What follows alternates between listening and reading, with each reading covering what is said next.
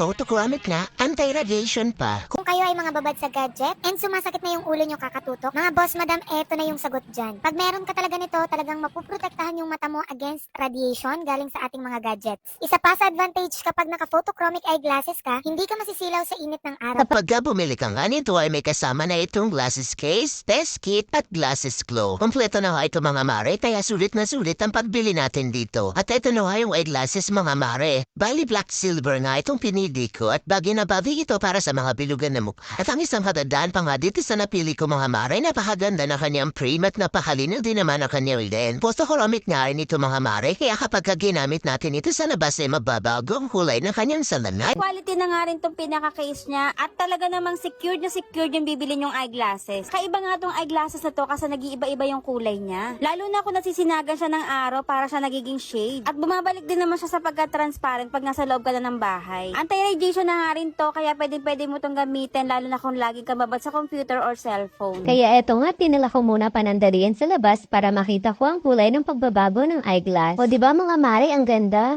Aminin nyo, nagandahan din kayo. At maganda nga rin ikong ipaes sa mga pang-OOTD natin. Mura at abot kaya lang natin ang presyo nito. Super trendy at very affordable. Many colors available sa Yellow Basket kaya check out mo na yan.